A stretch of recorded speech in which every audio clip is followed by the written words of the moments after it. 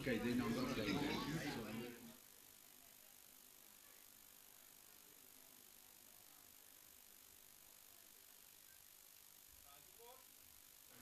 They don't want to go.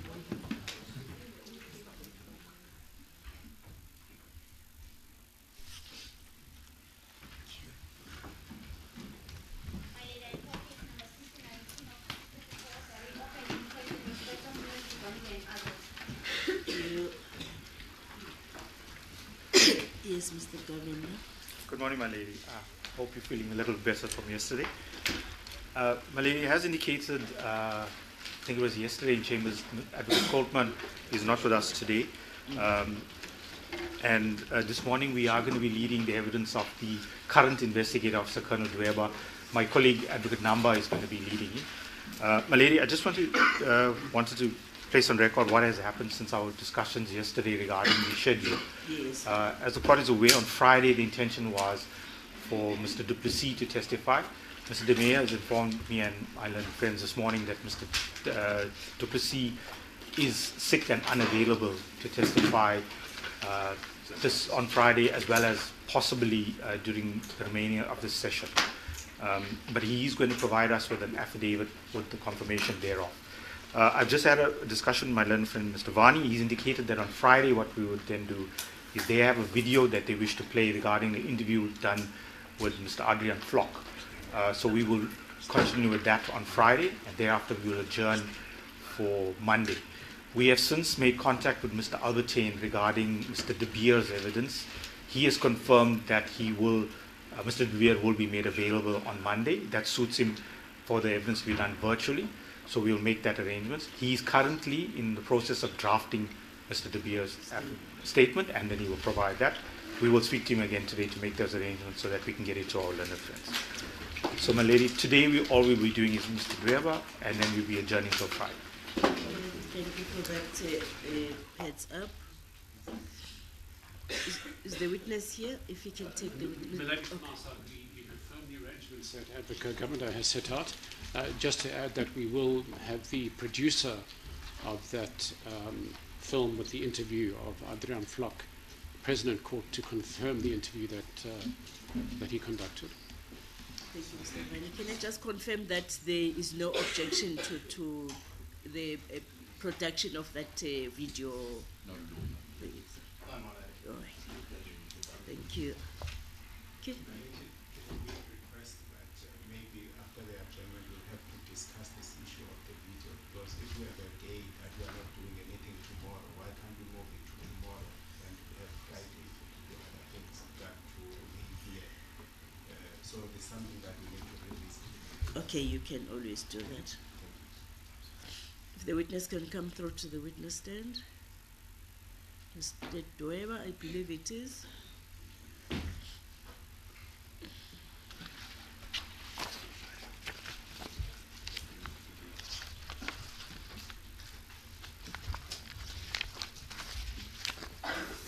Good morning, sir. Can you please state your full names for the record?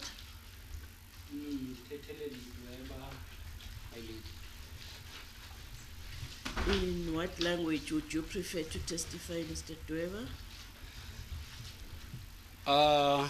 I'm comfortable in English and also in Xhosa, but for the court purposes, English is fine. Alrighty.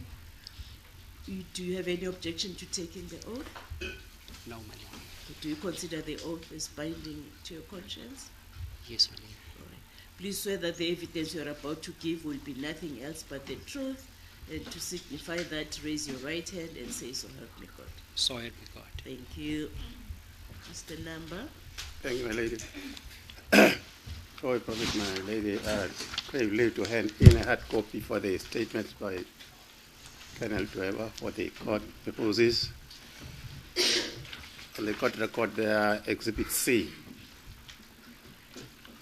Exhibit C will be starting from page 296 to 309, 337 to 342, 344 to 346, 423 to 425, my lady.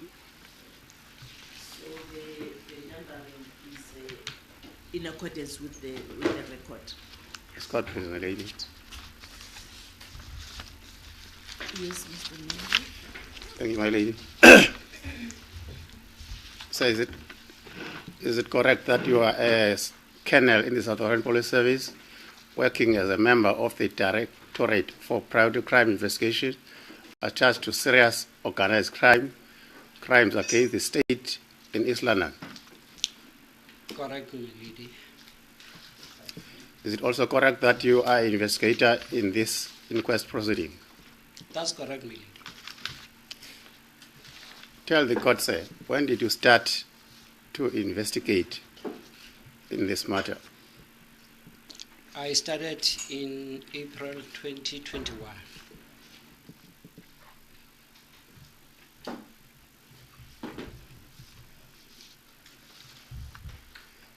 Did you have a docket in these matters? Remember that we've got 4 deceased in this matter, so supposed to have 4 dockets to start investigation. Did you receive any docket for each deceased in this matter? My lady, when I started this investigation, there was no docket. I got files from one of the commanders who was in the office at that time, Colonel Khipa.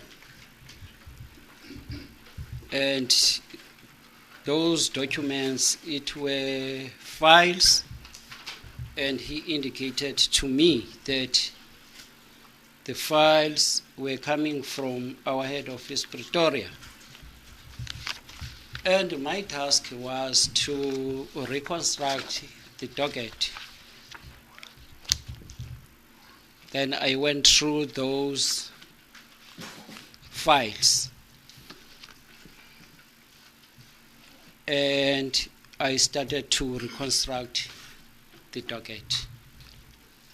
So it can be accurate, as you indicate in paragraph 2, that upon receiving the docket during April 2021, we did not receive any docket. Not any docket. All It right. might be an error. Oh. Understood.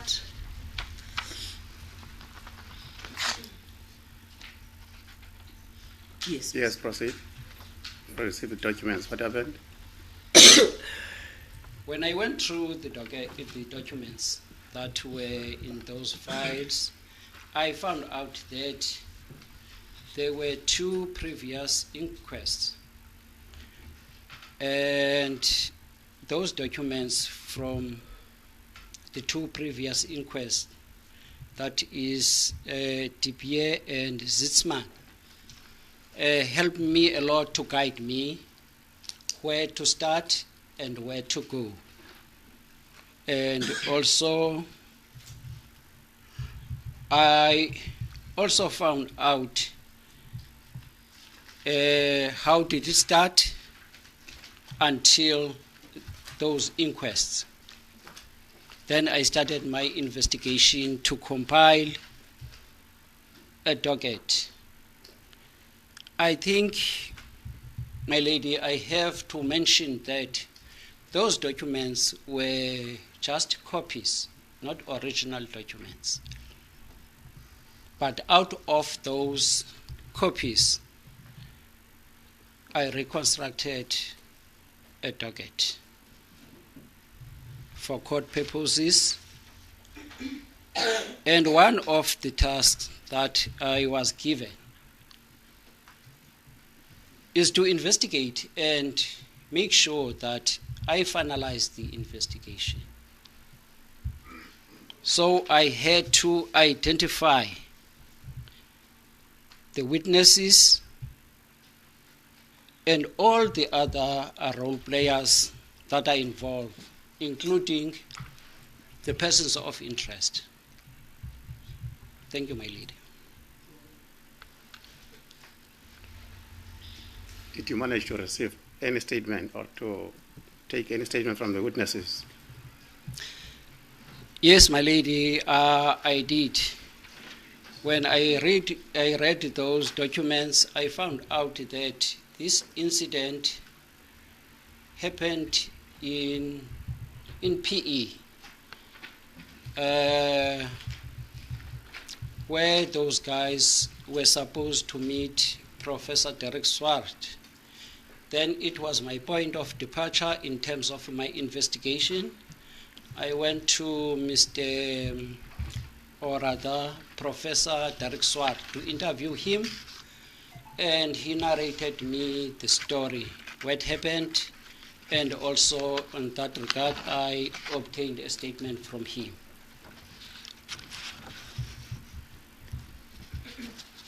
How is Director Swart, Professor Swart, involved in this proceedings? How is he linked?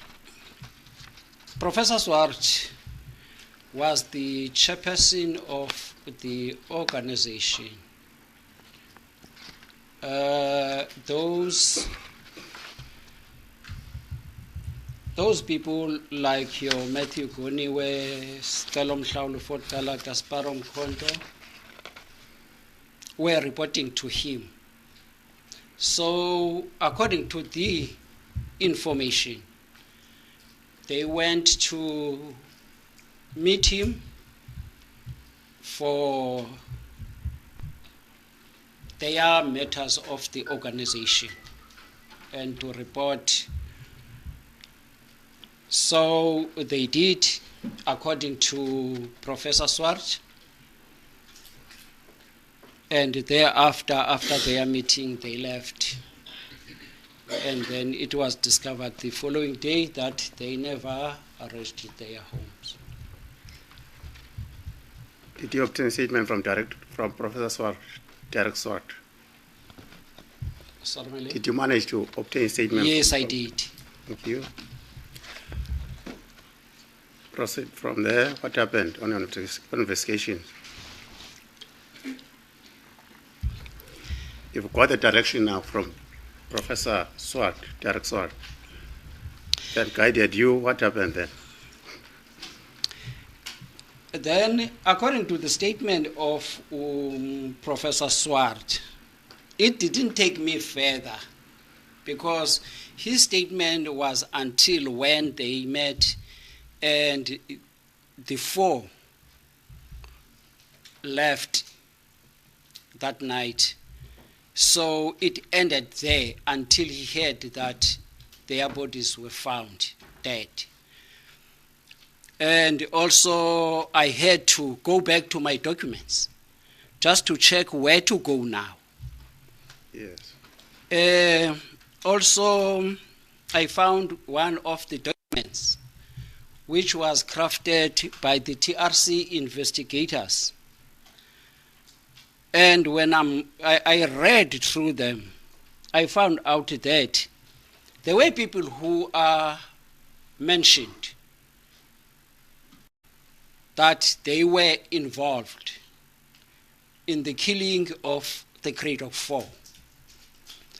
And must I mention the names? Okay. And according to the document, it was Eric Taylor, Gerardus Lotz, Johan Martin van Sey, Amos Tembafaku, Glenn Goduka, and Shepard Sakata. Then my following task was to make a follow-up just to check if, where are they? And unfortunately, my lady, I found out that all of those people passed on. Then I had to go back to check if is there any person that is maybe directly or indirectly implicated. according to the documents. I found few names. Then I want to check Mr. Lawrence du Plessis, because there was a signal within those documents that it was alleged that he was the author of the signal by direction of Mr. Joffel van der Westhuizen. Then I had to look for Mr. Lawrence du Plessis, but unfortunately also I found out that he passed on as well. Then my next step was to go and check for Mr. van der Westhuizen. I tried all my best to check him and find his address, and indeed, I got his address in Pretoria. I went there and I found him in his house, and I introduced myself and the purpose of the visit. And I told him that I need to interview him with regards to the killing of the Cradock 4. And he said to me, he won't say anything to me, he wants his lawyer present. And at that moment, he phoned his lawyer, and his lawyer came. And also, when the lawyer was there, I did the same exercise to explain to the lawyer, and the lawyer said, okay, we are going to sit down with my client. Then maybe in a week's time, you'll get a feedback from the lawyer himself. Then I left.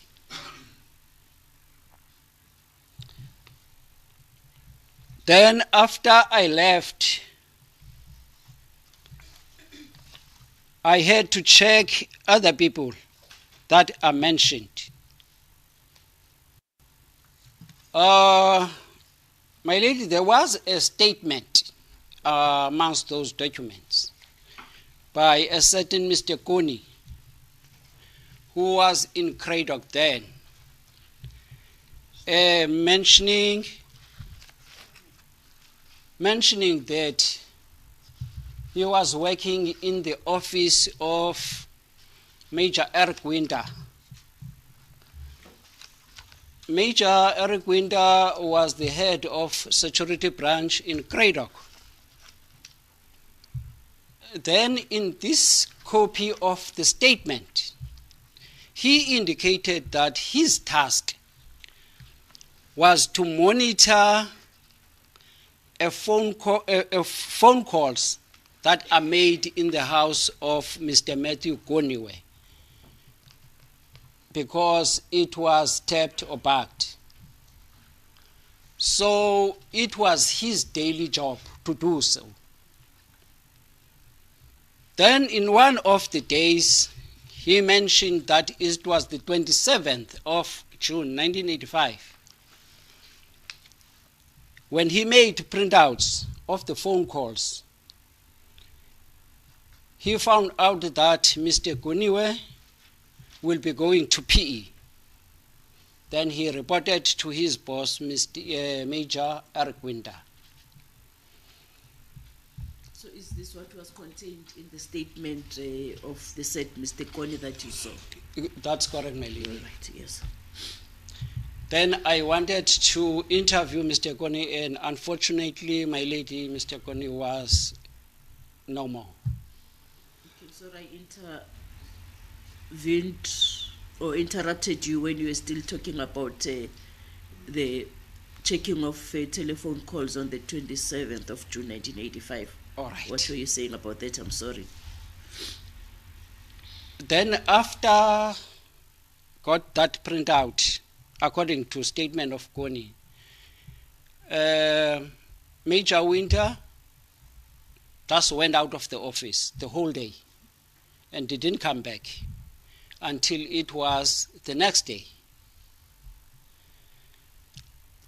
Then after my efforts of meeting, trying to meet Mr. Connie, and found out that he is no more, then I changed my focus to check Major Winter. I found his address in Gauteng, and upon arriving in his house, I was told that he is sick, he is in hospital. Then I proceeded to the hospital where I met the person in charge of the hospital and said to me, yes, indeed, Mr. Winter is seriously ill. He is admitted in the same hospital. Then I cannot talk to him. Fortunately, when I was checking my documents before going to Mr. Winter, I also got the number of his son, Marius Winter. Then when I couldn't see Mr. Winter, I made a phone call the same day to Marius Winter, who is the son of Eric Winter. I told him that I'm currently in Gauteng and the purpose was to meet his father. Unfortunately, he is ill in hospital. And I asked him to say, please, can you, because there was no one in the house, if he is discharged and he is in a good state to talk, then he must inform me so that I can interview him. He came back to me, I think it was a week or two, to say his father passed on. So also that failed. If I can take you back a little bit about the printout, according to Mr. Connie's statement, he did print out the transcript of the calls. Okay, and then according to the statement, did he hand it over to Mr. Winter? After which it disappeared for the whole thing. All right. Yes, Mr. Number, you can carry on. Is this 27? Mr. Connie, when I gave to Mr. Winter the date of the incident where the Cradock 4 were killed. Is this the date of the incident where the Cradock 4 were killed, this 27 of June 1985?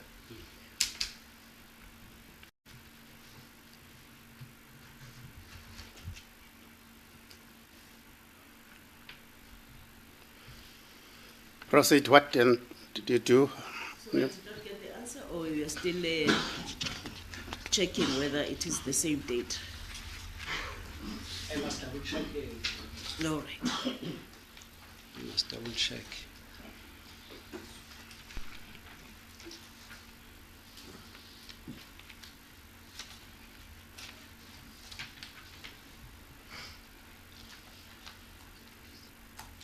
But can I proceed so long? Okay, as long as you are going to remember to give us Yes, I will. the answer to that question, if you may.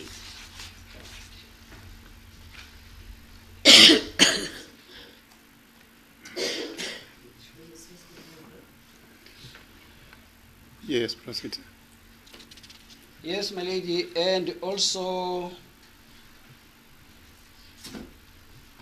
when I was checking the transcripts of the TRC, I found out that there are people who are mentioned. And also according to the investigation report of the TRC investigators. They also mentioned that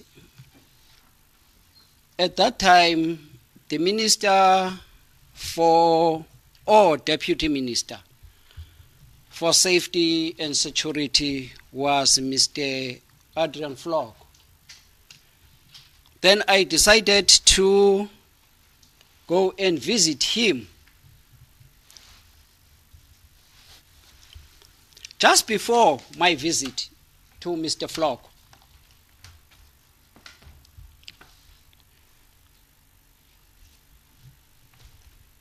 I got an information that Mr. Flock was once interviewed by a journalist of Al Jazeera, where he mentioned that he knew about the signal.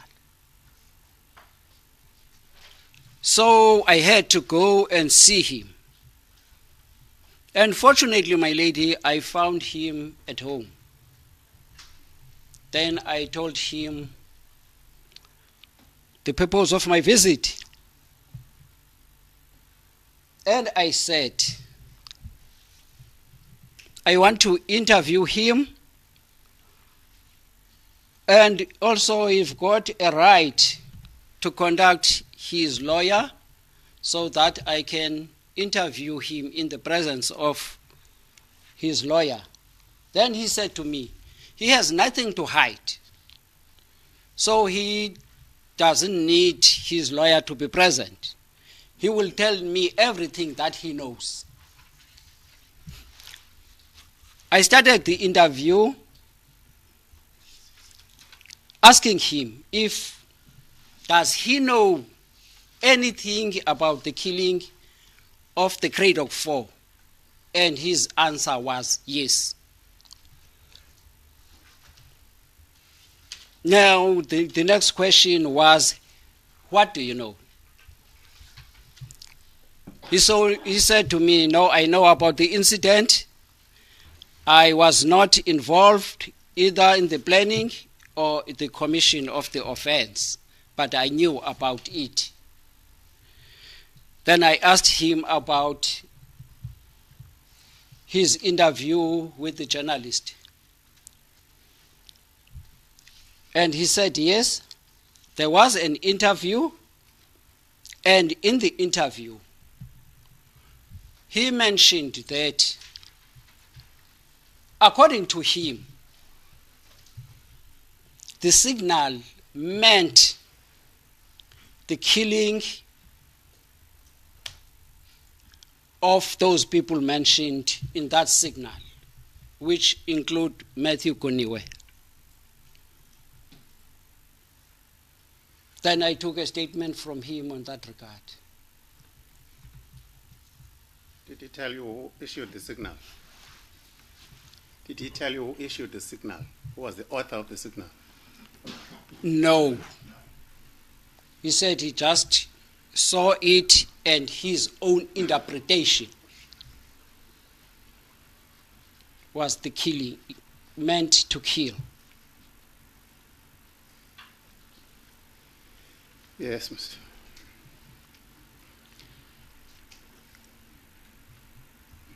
And also, I continued with my investigation, my lady. One of the people who were mentioned was Mr. Craig Williamson. I tried to get his address, and indeed I did find it. The reason of going to Mr. Craig Williamson, it was mentioned in the investigation by the TRC investigators that he was tasked for surveillance in Cradock, of which he sent Van Jasvert and Bassebauer to go and do the physical job. Now I went to his address to interview him further. Physical job, what did that entail? Do you know what that entailed? It entails the physical surveillance. Yes. All right.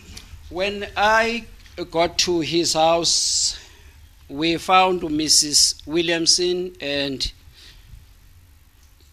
he told us that Mr. Williamson is sick. He was COVID. It was during that time of COVID. Then he said, I left my number to say immediately when he recovers, he must phone me. After few months, when I didn't receive any call from Mr. Williamson or his wife, then I decided to go back. I stopped in front of the gate, and I had to introduce myself in the intercom in front of the gate. Then he said to me, he's not coming. Then I was left with no option other than to leave.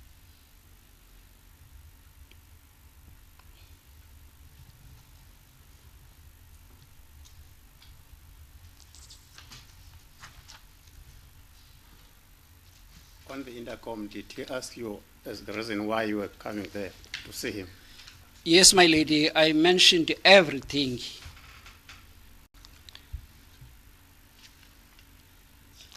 Can I continue? Yes, please.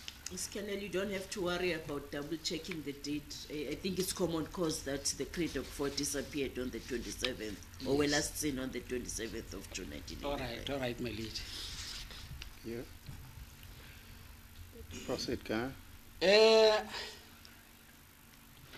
Then, on the TRC documents, that includes the statement of the investigators. There was a person by the name of Herman du Plessis who was mentioned. Then when I read through, I found out that there was a communication between himself and Van Zyl, who was physically involved in the killing.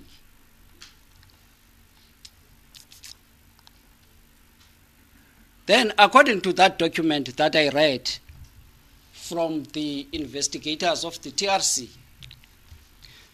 Mr. Van Zyl called Mr. Herman du Plessis to say mission is accomplished. Then I had to check Mr. du Plessis. I found his address in Free State. I went there. I found him in Free State Hope House. I introduced myself as usual and the purpose of the visit,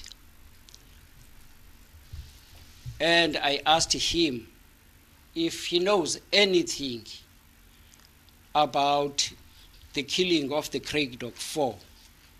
He said to me he knows the incident, but he was not involved, whether directly or indirectly. He just knew about it.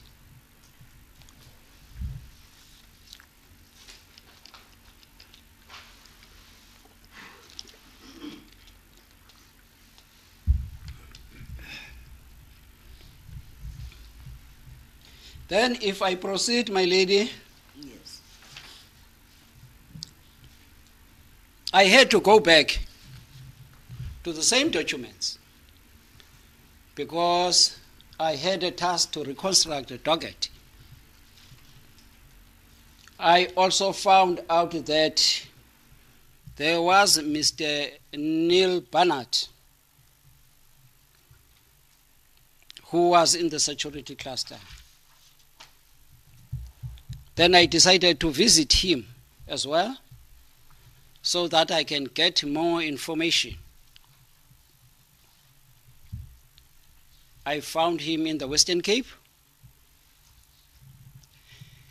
and he bluntly refused to talk to me.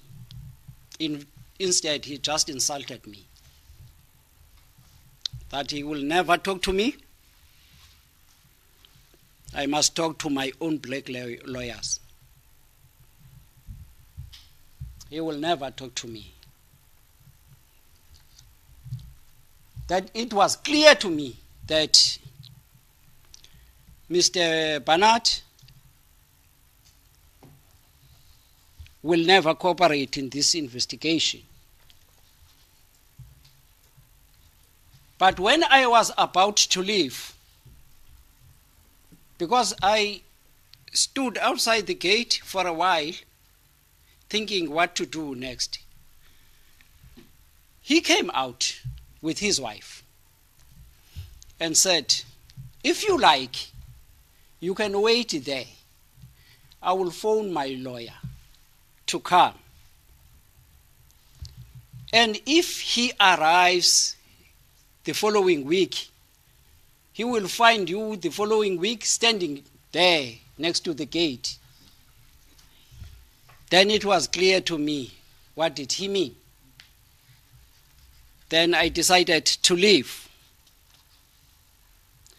I must mention, my lady, that he was very aggressive. If he had a chance, he could have jumped the fence and maybe tried to assault me. But I remained calm and humble. Can you recall when this was? We know you got the assignment to reconstruct the docket in during the year 2021. So when about was this? I was appointed to do this task in April 2021. And then when did you meet with Mr. Barnett? I met Mr. Barnett on the 23rd of July 2021.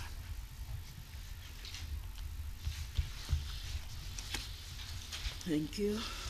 Yes, Mr. Number. My lady, it was few weeks after I visited him. I was phoned by a gentleman who introduced himself as Advocate Jan Jennes, that Mr. Barnett is ready to cooperate with me.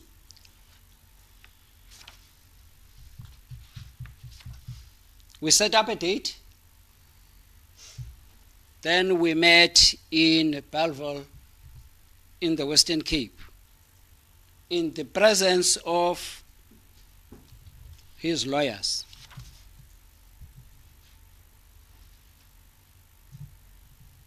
Then I interviewed him about this.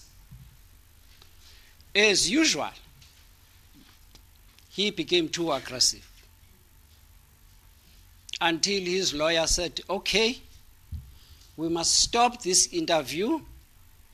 Then, Colonel, what we are going to do is I will craft a statement for you.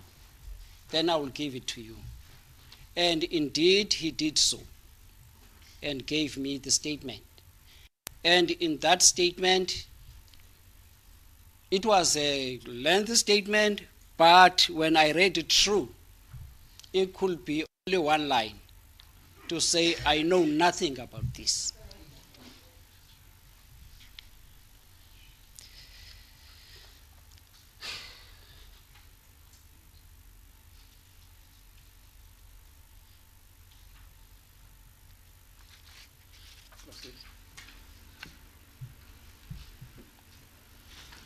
I'm just checking, my lady, if is there no one that missing out.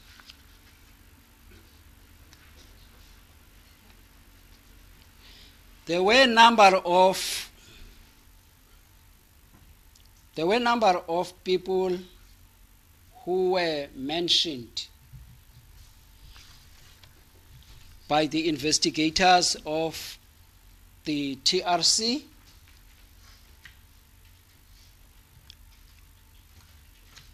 and I tried to get hold of them. One of them was Mr. Baron du Plessis, who was a minister of black education. On the 12th of January 2022, I personally contacted him in his residence in Pretoria with the intention to interview him and obtain a statement. And he told me that he is not willing to make any statement to me. He will consult his lawyer. Then I must expect a call from his lawyer. On the 25th of January 2022, Dr. H.J. van der Merwe sent me an email to say Mr. du Plessis is not going to submit any statement, and he is the legal representative of Mr. du Plessis.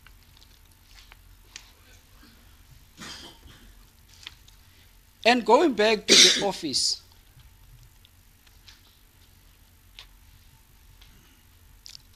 I checked some few individuals as well who were mentioned, and those people were Nicholas Erasmus,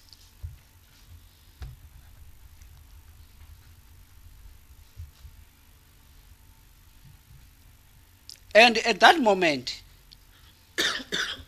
I got a call from Advocate Jan Wagner,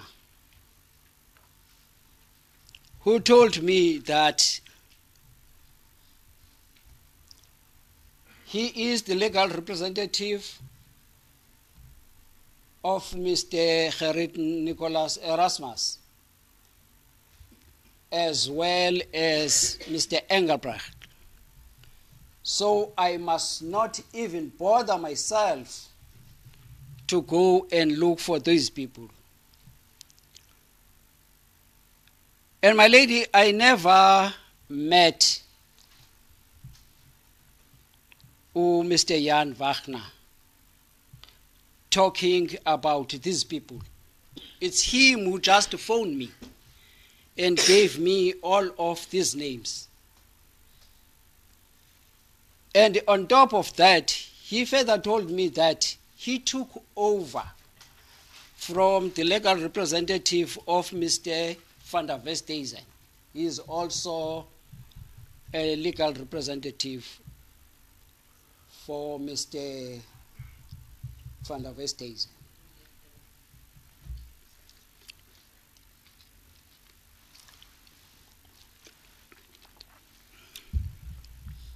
As I said, my lady, earlier on, that Mr. Craig Williamson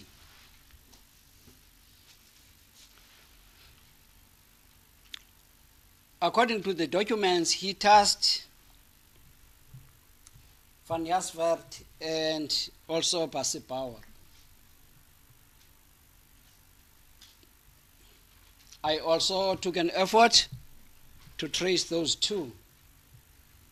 Unfortunately, I only found out that Mr. Van Jasvert is no more. He passed on, and I got a death certificate on that effect. As I was doing this investigation, I had also to find out if who did this investigation before.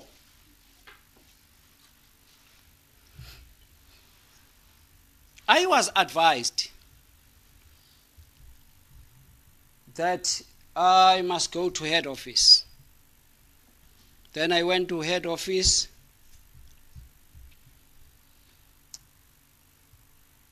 I got the number of Captain Masekela, who was the previous investigator of the matter. I got his details, contact details. I phoned him. I found him in Mabopane. I interviewed him. He gave me a statement to say the last time he handled the docket, he handed it to head office NPA.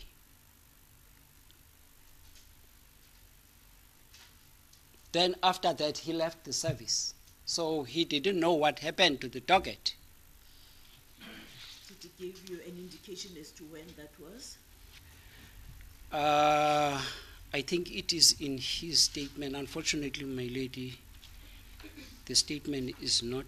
Okay, no, that's okay. Yes.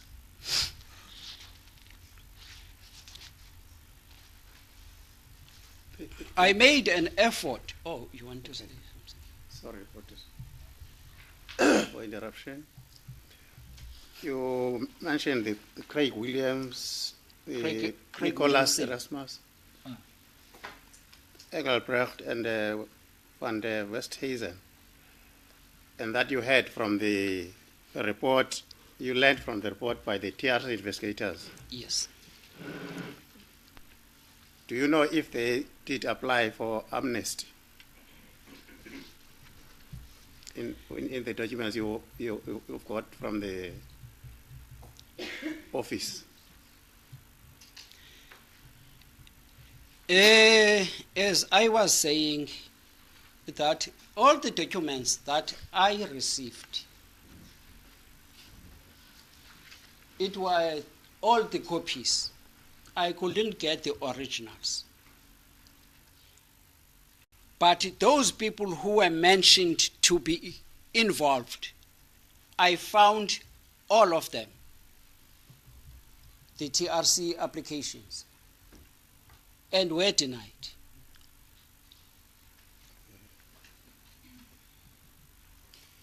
Do you perhaps know their involvement in the commission of the offences, if you know?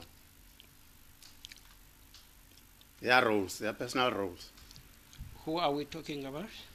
The ones you mentioned, the Duplessis, the Williamson, Erasmus, Engelbrecht. Can I take them one by one? Please.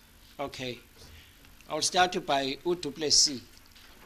I think I mentioned earlier on to say he had a direct contact with Fansale to say mission is accomplished. So when I read that, I just thought that whether directly or indirectly he is involved,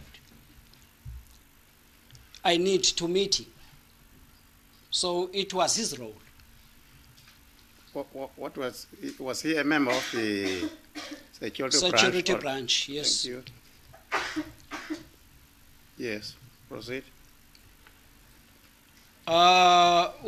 Mr. Van der Westhuizen was in the defense, Eastern Cape Command. That is the one according to Mr. Lawrence Duplessis, that he authorized or tasked him to make a signal.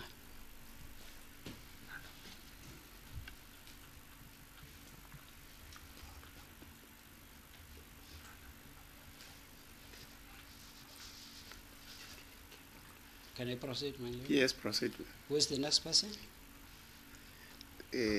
Engelbrecht. Rapier Engelbrecht. Mr. Engelbrecht was one of the generals that was in the JME. I think it's a joint management.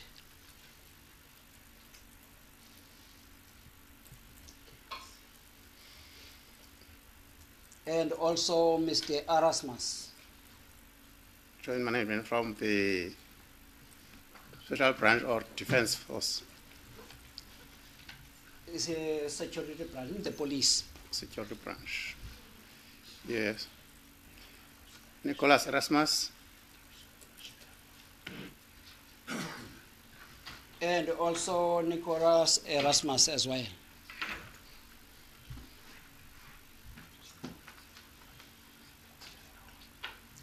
And mind you, according to this document was just guiding to say these are the people involved, so that to know exactly what was their role was to meet them or to meet the next person just to tell me exactly what was the role of these people that I have mentioned. Unfortunately, this Mr. Wagner, it is the one who blocked me to say, you can do all the efforts to contact these people. They will never say anything to you. I'm the legal representative for them. So to me, it was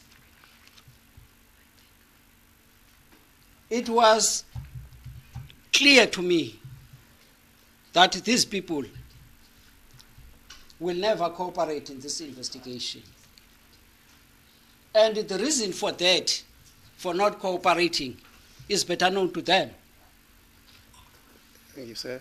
My lady, And this document, are you referring to the TRC document that you referred to earlier? Yes. All right. Thank you. thank you, my lady. I can see the time now. It's 11:05. If you may take the tea break. Are you still going to be long? Not going to be long, my lady, but Let's see how I far still we can want go. to. We just started less than an hour ago. We can't be adjourning so soon. Let's see if we can carry on a bit, Mr. Number, please. Please, my Otherwise, lady. Mr. Kenneth will be angry with us. We call him to the witness box and we say go again after a few minutes. Let's carry on, please. God bless, my lady.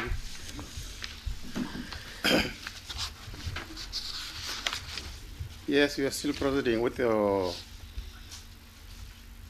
investigation, Kenneth. How far now are you with the investigation? With my investigation, I collected everything that I had to, except those statements that I needed from those individuals that I mentioned. And I was told that whether I meet them or not, they are not going to give me any statement.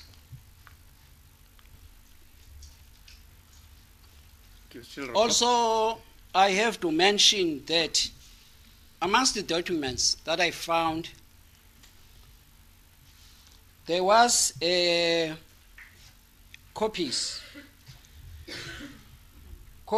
of postmortems that were amongst those documents. There were also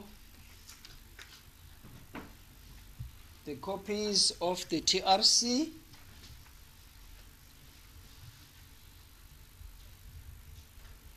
of which I also used them to compile this investigation. And one of the copies was the copy of the crime scenes, of which, to me, as an experienced member, there were some few documents that are supposed to talk to the plan. Then my next step was to reconstruct the crime scene. That is when I contacted our local criminal record center for the reconstruction of the crime scene using the document that I found. So we managed to reconstruct the crime scene according to that document, which was a copy. Thank you, my lady. Thank you, sir. Do you know who is Paulos Stemet? Paulos Adamas Stemet was mentioned to be one of the members of the security cluster. I also contacted him. I found his address and also the telephone number. I found him. And I found him in Durbanville. Then he said to me, I made a statement in one of the inquests, so I'm not willing to make any statement further. Use the statement that I made before. It didn't end there. I had to go back to check, maybe I missed it amongst the document, but there was no statement. The last time I phoned him, it was 2 months ago. He said to me, Colonel, I spoke to you, and I still maintain that the statement I made before, so use that statement. I'm not willing to make a new statement. Thank you, my lady. Do you know what was his role, if you know, if you happen to know? Only that he's mentioned that he was one of the members of the security cluster. And did you happen to establish where he was based?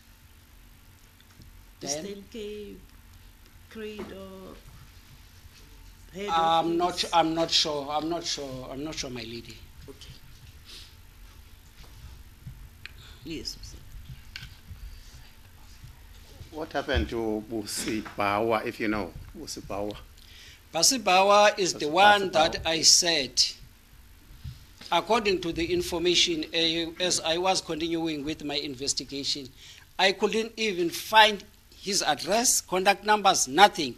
But the information that I got was he left the country. If where to, that I'm still looking.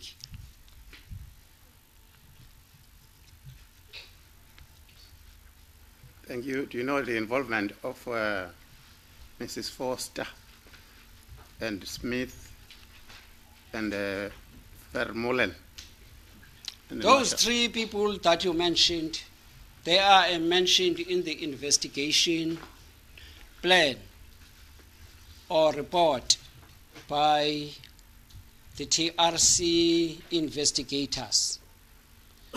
And those 3 people, also I don't have ID numbers, I don't have addresses, I don't have their contact numbers. I try to use all the resources that we have. Instead, it gives me a very long list of each and every one. So even those 3 that you have just mentioned, my lady, I still have to go down, check if I can't find them, so that I can know exactly what was their involvement in this matter. They are just mentioned there, not to say they did this. Thank you. You mentioned that you are an experienced member in the investigation. How many years have you been an investigator? Sorry, again? How many years have you been an investigator or of experience in investigation? Sure. I think 35 years. Ever since I joined the police, I was an investigator. When did you join? I joined in 1990, beginning of the year, January. Thank you. That will be all, my lady. Okay, perhaps you can take the tea adjournment. You can adjourn for 15 minutes, then you can consider whether you've covered everything, then take it from there. Can't you adjourn for tea?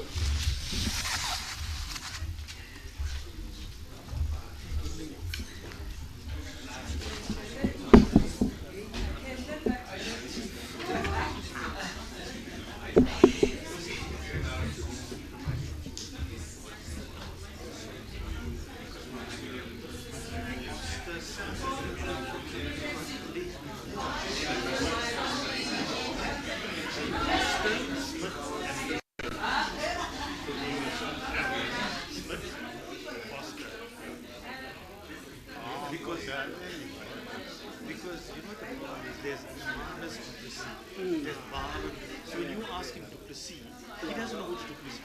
Because Bar is not he's the Minister of Education. Like Manus is the police officer. Yeah. So you can't Lawrence say Duplessis Lawrence was a Duplessis soldier. is also So but now it's fine. But also, none of these guys, like, because remember the only people that applied that was the actual people involved.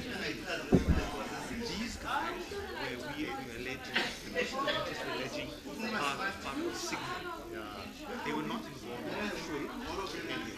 So they were not part of it. They never applied. So we don't have to worry. But that's fine, we've covered it. Nothing else.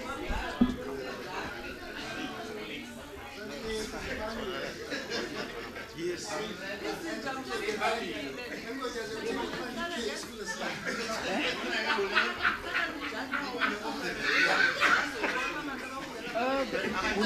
Ulon did way arrogant.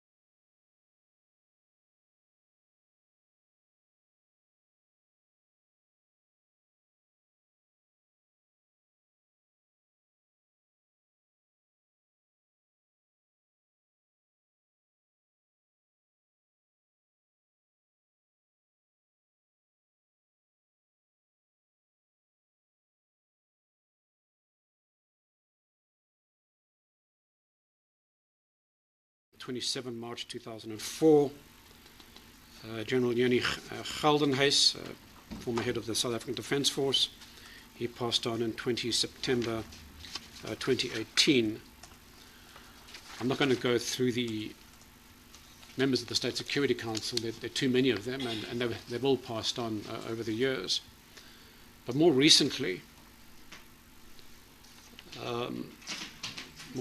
several have passed on, who you've mentioned in your evidence.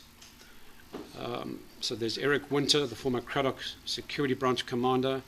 He died on 18 August 2021. F.W. de Klerk, former State President, who also sat on the State Security Council. He died in November 2021. Johannes Velder van der Merwe, former SAP Commissioner, died on 27 August 2022. Adrian Vlok, who you did manage to speak to, he died subsequently on the 8th of January 2023. And Lucas Daniel Neil Barnard, who you also managed to have an exchange with, he died on 13 January 2025. And lastly, Hermanus Baron du Plessis died on the 16th of May 2023. So certainly from the perspective of the families, with these individuals passing on through the 90s, through the 2000s, and to recently, from their perspective, they see this process as a massive lost opportunity, that steps could have been taken either to prosecute certain individuals before they died or to hold an inquest before they died. So from their perspective, can you understand why they see this as a lost opportunity? My lady, to answer that question, since I took over the investigation, I did meet the families, including Mrs. Talata. I was not once in her house. I could see the pain together with the daughter. So it was obvious to me, how did they feel about the loss of their beloved ones? I think I have to stop there. Yes, Mr. So let's now turn to your attempts to speak with the former investigating officers. Certainly I think you did the right thing in approaching head office and locating Captain Masakela as well as Colonel Makua. Oh, sorry, I think it's Makau. Is that the correct spelling? Makua. Makua, okay. Can I just check? Did you try to also contact the first set of investigating officers, people like Warrant Officer Els, Mark Well, and Lieutenant Colonel Jonker? Yes, as I was busy with the reconstruction, because my task was to do this reconstruction to make sure that there is a docket. But on the other hand, I had to check the previous investigators, as you mentioned, your Els, and found them that Els is dead, and the other investigators. In so much that at some stage, I met with former Brigadier Marion. We met in Kokstad. And I was told that he's having a knowledge about this investigation. Then he presented to me, giving me the background, and the same background that I had on the documents. Then I had to take the pieces together because it helped me to go forward because I wanted all the information that I can get to make sure that this docket is properly reconstructed.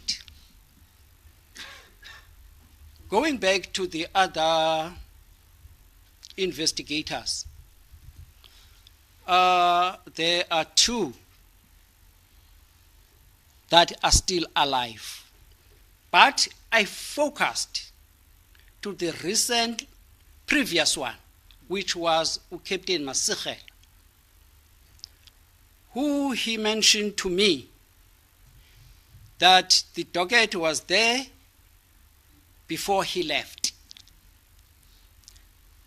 So I have to make a follow-up, in so much that some of the documents that I have, I got it from his previous office. He told me that there is a box in the office which are some of the copies of the docket that he presented it in NPA. Thank you. Yes, we're going to return to your efforts around reconstruction, as well as the role of Captain Masachela shortly. But if we go further back in history, and let's go back to the Zietsman inquest, and you're familiar with the founding of Judge Zietsman. He essentially reached the conclusion that the Cradock 4 had been murdered by the security forces. Now, given that finding, from your knowledge of the docket and the investigations, do you have a sense of what kinds of investigations took place, say, post the Zietsman inquest, at least up until the Truth and Reconciliation Commission? That I'm not aware of. Yes. Because immediately after Zietsman, according to Masichel, he had to continue with the investigation. Then I look at, on my case, my tasking of reconstruction, to say maybe it was the same taskings to him, to say, go on with the investigation, as I was also tasked to do the same. So my focus was to make sure that during my time of investigation, I don't delay. Although, sorry to interrupt you, but to be fair to Captain Masachela, well, correct me if I'm wrong, he wasn't the investigating officer in the early 1990s. He was investigating officer. Yes. Okay. So let's be clear about that. All right. So, like you, we're also unaware of what investigations, if any, happened post the Zietsman inquest. So let's now fast forward to the Truth and Reconciliation Commission process. And as you're aware, there were some individuals who applied for amnesty. There were 8 in total, and of the 8, only 2 were given amnesty. That's Eugene de Kock and Jaap van Jaarsveld. But the rest, the individuals that I spoke about who have since passed away, individuals such as Saki van Zyl and Lotz and the others, those 6 were refused amnesty. So again, from the perspective of the families, at least in relation to the individuals who had been refused amnesty, they would have expected a prompt and robust investigation to follow, at least at the wrapping up of the TRC, with the refusal of those amnesties. So now we're talking from 1999 onwards. Are you aware of what investigations transpired immediately post the winding up of the TRC? No. And like you, we're also unaware, and of course, since none of us have the original docket, we don't know what transpired. I will say no, my lady, because my focus was on my direct tasking, which is the reconstruction of the docket. Okay. Then other things that will be delaying factors, then I decided not to follow them, just to reconstruct the docket so that at least we are at this stage now. Okay. Well, let's turn to the reconstruction of the docket. Can you explain to Her Ladyship why it was you had to reconstruct the docket? Why was there not the original docket available to you? Can you please repeat your question, sir? Masikane had said he handed it over to NPA. When he left the police service, the docket was with the with NPA. I think that's what the witness said.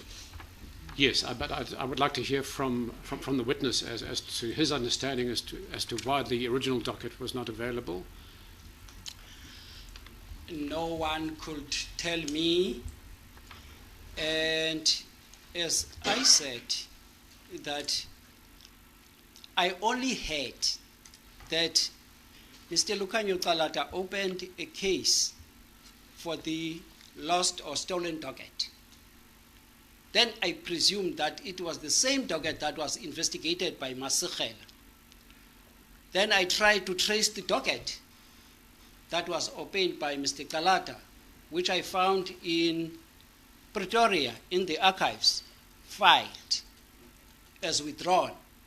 Then I said, this is not going to help me in this task that is given to me to reconstruct the docket. Then I went back to do my original task of reconstructing the docket. Yes. So let me put to you what Mr. Lukanyo Kalata said in his affidavit in relation to the missing docket.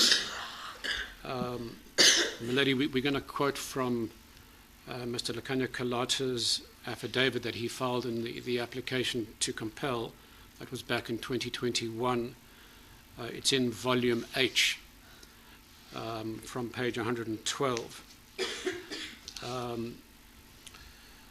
I'll read it verbatim so you don't have to find the particular statement. So under a heading titled The Missing Docket Investigation, Mr.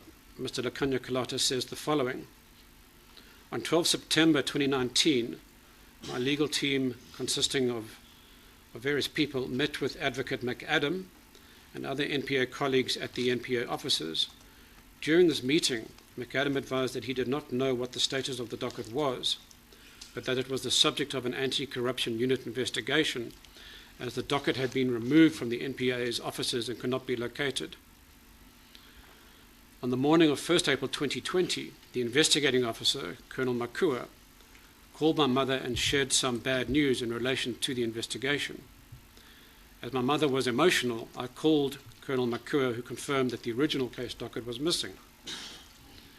He advised me that he and Captain Hatton had approached Advocate McAdam at the NPA, who advised him that the docket had been handed over to someone who claimed to have been sent by Advocate Nomgoba Jiba, former acting head of the NPA. McAdam could not provide any further details. Colonel Makua indicated to me that he was deeply troubled at what was happening with the investigation. He said that he did not believe that the docket went missing accidentally, and he was concerned that powerful forces were protecting the suspects, in particular the high-ranking suspects. Colonel Makua advised me to take up the theft of the docket at the highest levels.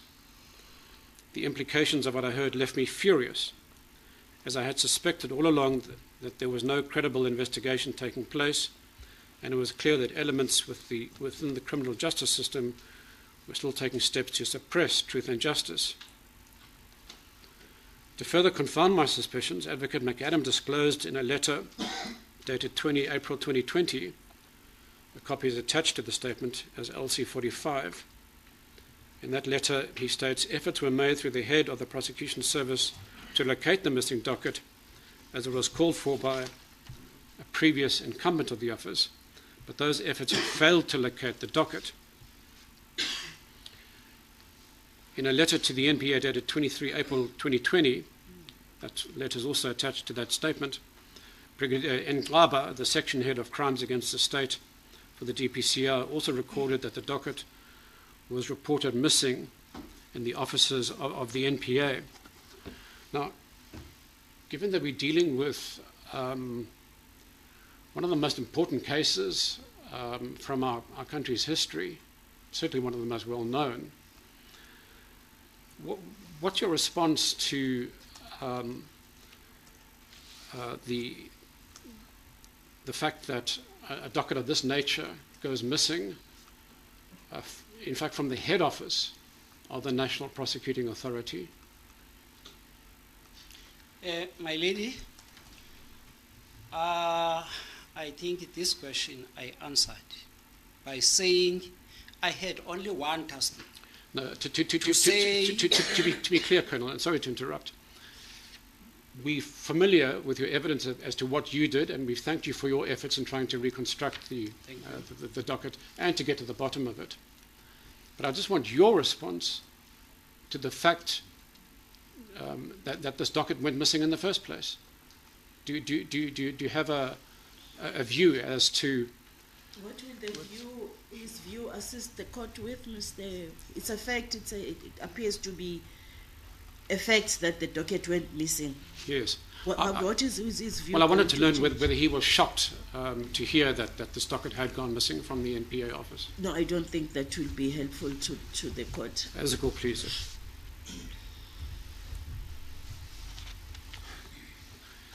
Then if we can turn to the interactions between the next investigating officer, Captain Masachela, and in Mr. Kalata's affidavit at paragraph 270, he says, on the 1st of June 2020, I called the former investigating officer, Captain Masachela. He was very angry about the missing docket as he believed he had compiled sufficient evidence for some prosecutions to proceed. One statement he made struck me as particularly telling. He said that the prosecutors failed him.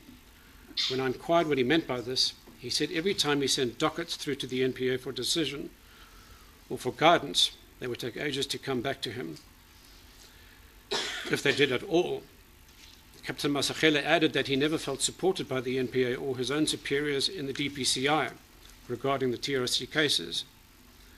Indeed, he stated that the NPA had no interest at all in prosecuting the TRC cases.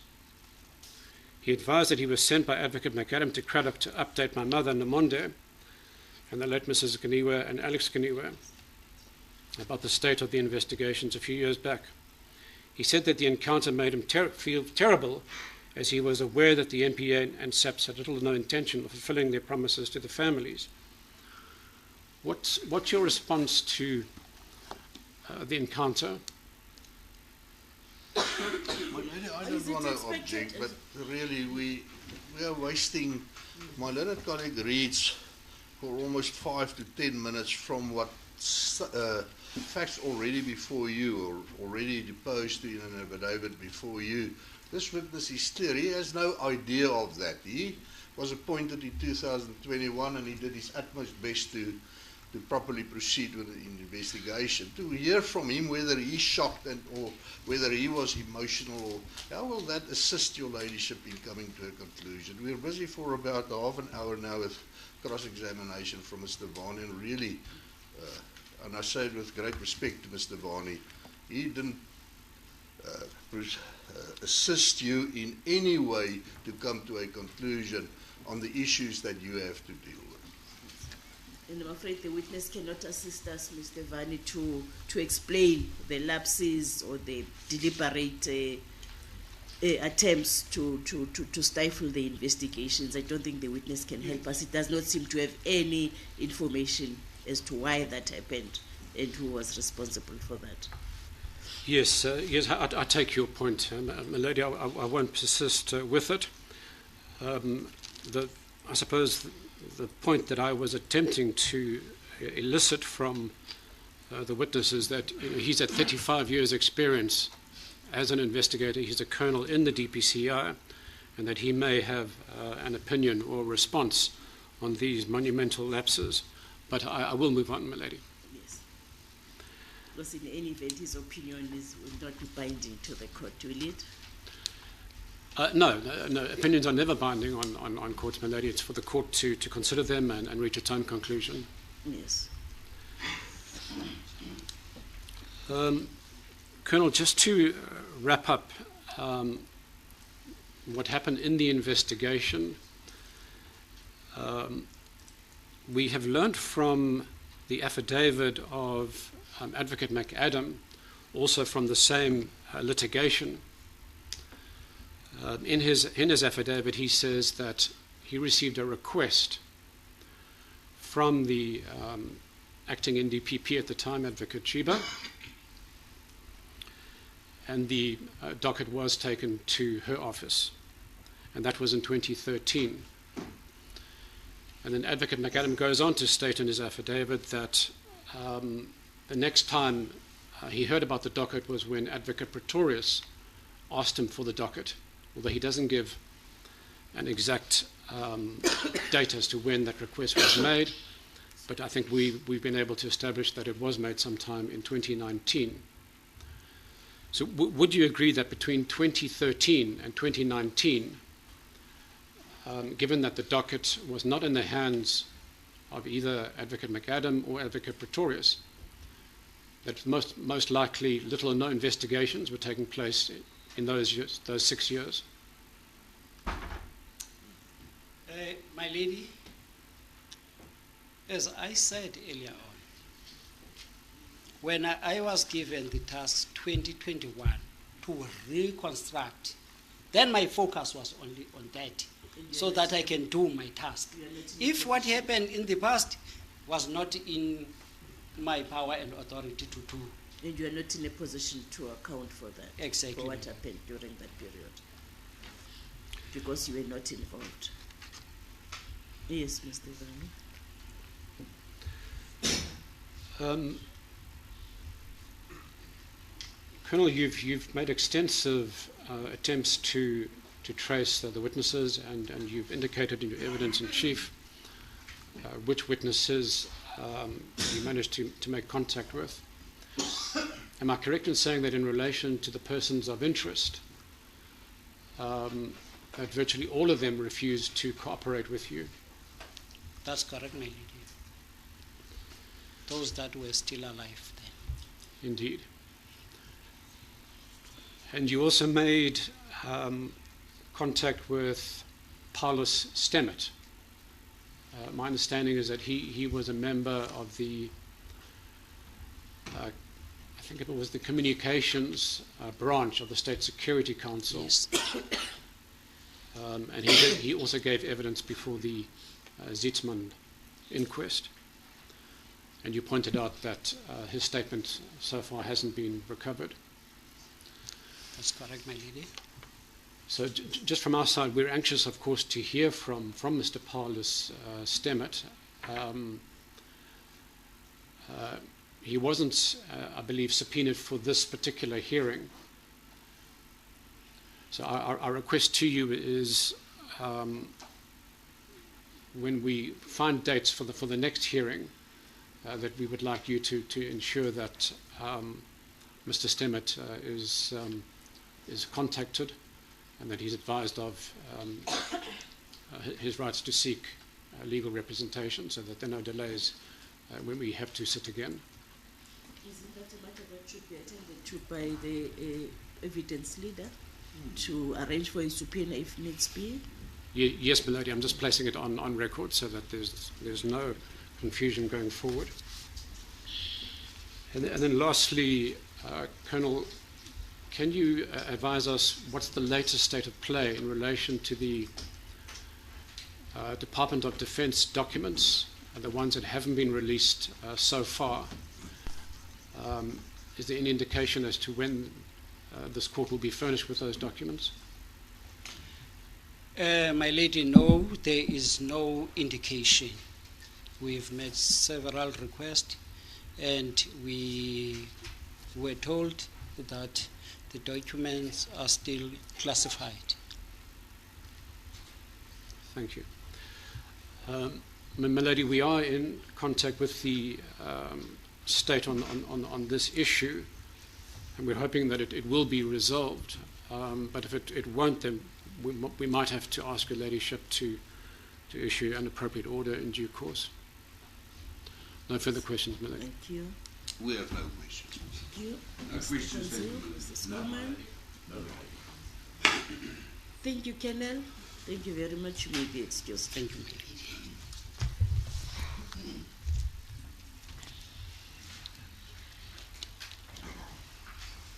My lady, that is the only witness for today. We are in the process of, my lady, regarding to Mr. Sakela's request. I have been speaking to Mr. Vani regarding that. He's indicated, unfortunately, that arrangements cannot be made for that witness to be here tomorrow. He is only available on Friday. So that evidence will be laid on Friday. My lady, we are going to meet now with Mr. Ahmed, with Mr. Vani's team to make those arrangements for the screen to be placed in this court, or the most convenient way for that video to be played on Friday. And also for the arrangements to be made for Monday for regards to Mr. De Beer's testimony. Okay, we all happy with the arrangement? Lady? Yes, Lady, may I just, from our point of view, we're going to request you to excuse myself and my attorney from the proceedings on Friday. I understand it's a video footage of You're an going interview. to miss out on popcorn, are you not going? Yes, we cannot use state expenses to eat popcorn and look at the video. That obviously it appears to be an interview with the late Mr. Adrian Vlok, so we can't even ask him questions. So we would just ask you to excuse You are us from the excused from proceedings attending on the Friday. proceedings on Friday then. My lady, from our side, my attorney will be here, but I will not be here in order to try and save costs. We will not both attend because the evidence doesn't really affect our clients. You will be excused then, Mr. Silvio. My understanding, my lady, was that Mr. Vani also indicated that there could be a link that will be shared. So those who will not be able to attend here, they can attend to their comfort of their own, wherever they are. Oh, yeah. That's my understanding of the arrangement as well. Okay. Maybe just to clarify, we're not going to make the link available ourselves, but there is a daily link available on the SABC YouTube website. Okay, I'm sure you can discuss that amongst yourselves. Sorry about that, Mr. Sakela. I suspect you wanted to go home early. Alrighty, then we adjourn to resume on Friday, the 17th of October.